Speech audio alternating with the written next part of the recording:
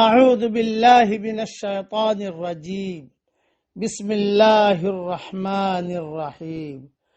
سورہ شورى کی چند آیتیں پڑھ رہا ہوں۔ آیت نمبر 27، آیت نمبر 28، آیت نمبر 29۔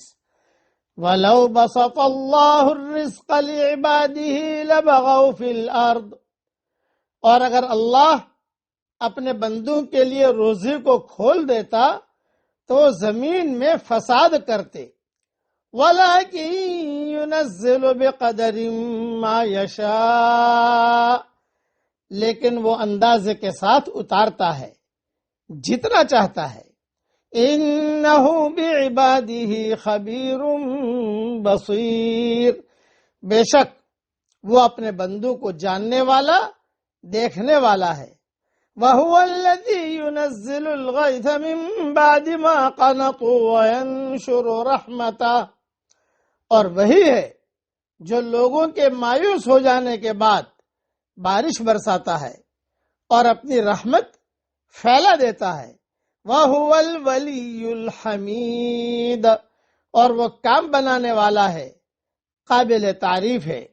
وَمِنْ آيَاتِهِ خَلْقُ السَّمَاوَاتِ وَالْأَرْضِ وَمَا بَثَّ فِيهِمَا مِن دَابَّةٍ، اور اسی کی نشانیوں میں سے ہے آسمانوں اور زمین کا پیدا کرنا اور وہ جاندار جو اس نے ان کے درمیان پھیلائے ہیں۔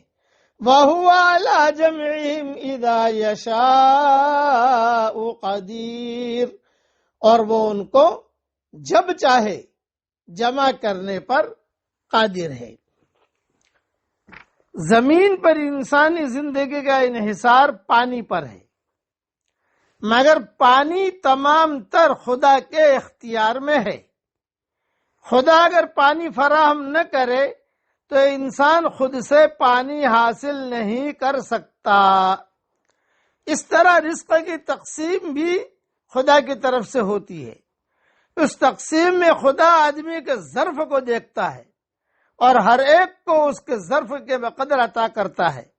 اگر لوگوں کو ان کے ظرف سے زیادہ دیا جانے لگے تو لوگ سرکش بن جائیں اور زمین میں ہر طرف ظلم و فساد پھیل جائے۔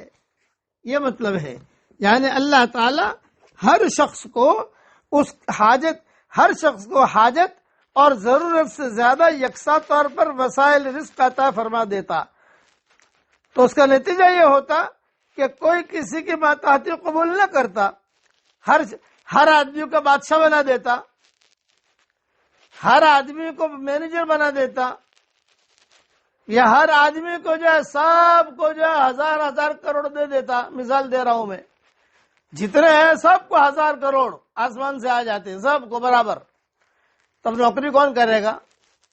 پھر گھر کے اندر کے کام، دوسرے کام وہ کون کرے گا؟ اللہ تعالیٰ جو دیتا ہے وَلَٰكِن يُنَزِّلُ بِقَدْرٍ مَّا يَشَاءُ، وہ جانتا ہے کس کو کتنا دینا ہے، کون کتنا پیسہ ہضم کر سکے گا۔